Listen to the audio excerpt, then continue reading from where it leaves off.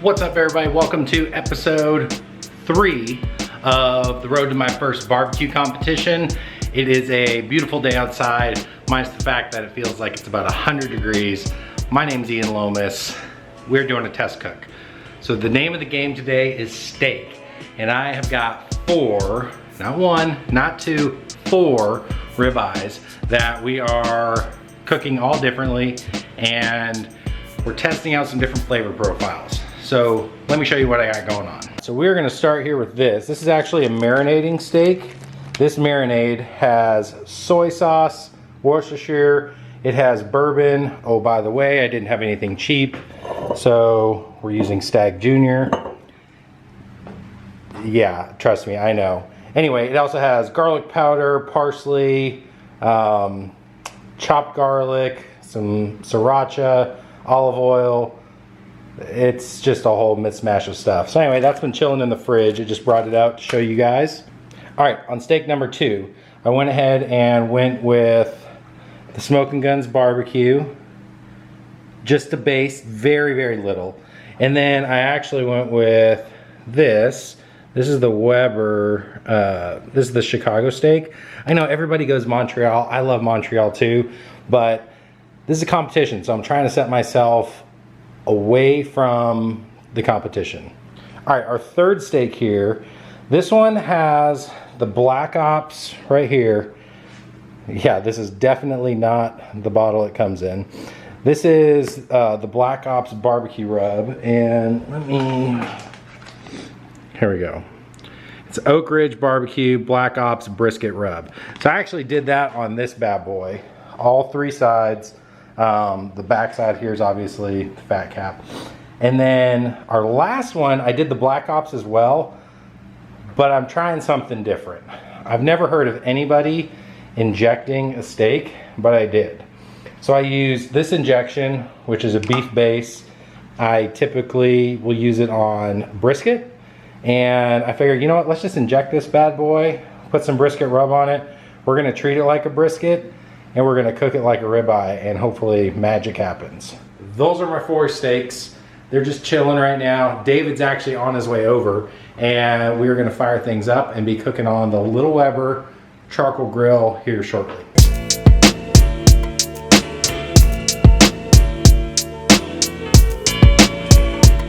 All right, so we are about ready to get the charcoal started. I got David here with me, and yeah, so we're doing lump charcoal.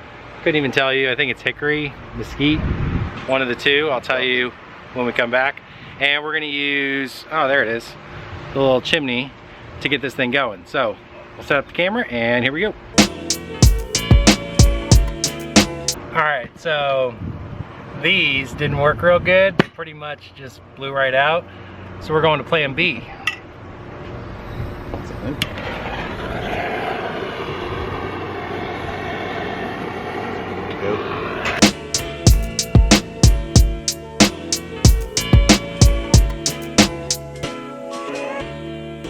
All right, my neighbor's mowing their lawn, so I'm gonna talk really loud. The charcoal is looking good. It's hot, it's really hot. Real hot. Almost as hot as David. And we're gonna spread this around. So I'm actually gonna run the camera. I'm gonna have David do it. I mean, what are friends for, right?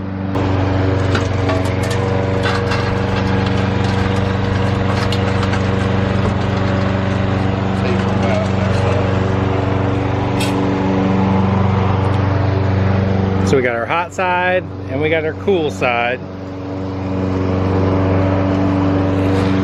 Still probably can't hear anything because of him.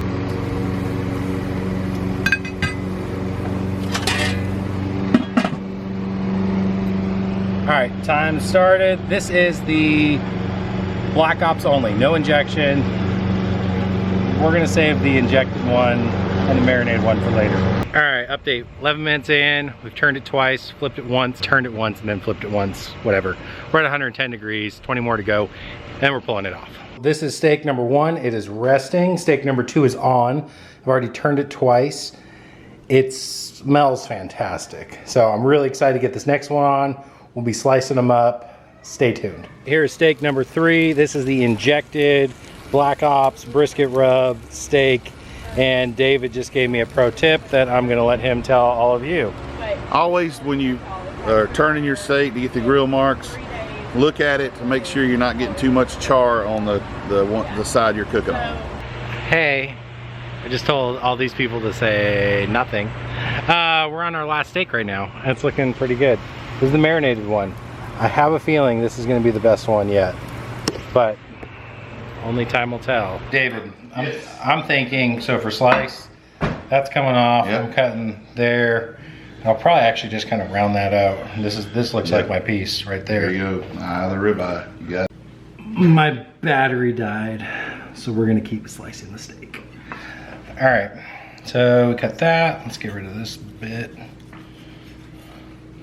This is rested the longest. This is our first one. See right there's a little fat piece, so I think we're just gonna go right through. Like that. None of that sucks. And then we got 6 judges. So theoretically though, I'm cooking more than one steak. So I'm really only looking for about 3 or 4 pieces out of this. Yeah, so I'm just gonna go for it.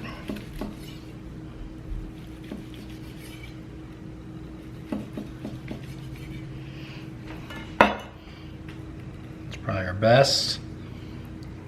Looks pretty good. Good color. Fat looks like it's rendered decently. So grill marks. But all in all, I would say this looks pretty good. So I came into my office to talk to you guys about where our steaks are at.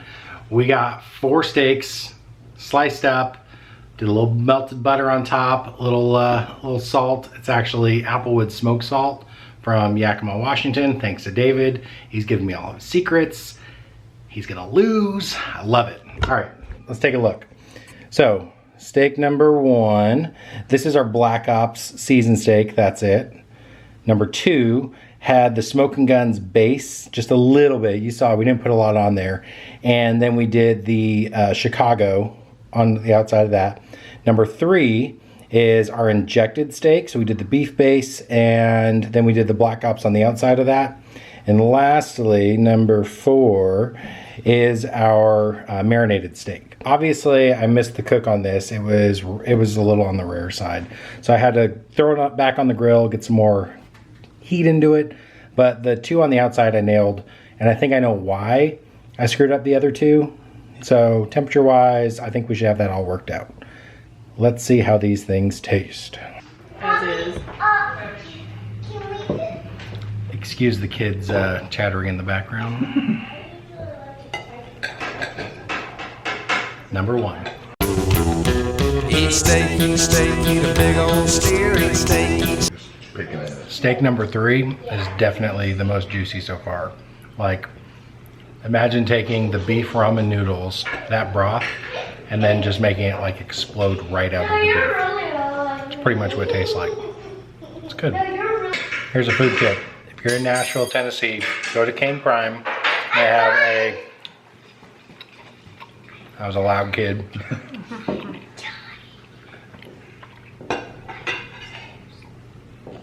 They have a New York strip progression. It's USDA Prime, US Wagyu, and Australian Wagyu. And they give you like, I don't know, maybe like a 2 ounce or 3 ounce portion of each. And then just like coarse ground salt and pepper on the plate. It's money. Best $60 you'll ever spend.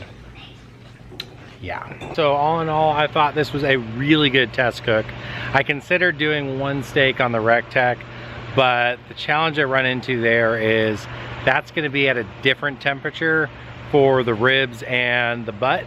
And frankly, I would need that thing at 500 degrees, which just isn't gonna work. This little Weber, I think, is gonna do the trick. I don't know if I liked any one better than the other. For me, the injected one was really good. The marinated one had a lot of good flavor to it. But oddly enough, I wanted a little more salt. So I'm thinking like a marinade and then finish it off potentially with like some of that Chicago or a little bit of the Black Ops. I wanted some heat. The sriracha didn't come through at all in the marinade. Trying to summarize all my thoughts from all 4 at once. It was good though. It was really good. All 4 steaks, fantastic. Probably the best steaks I've done.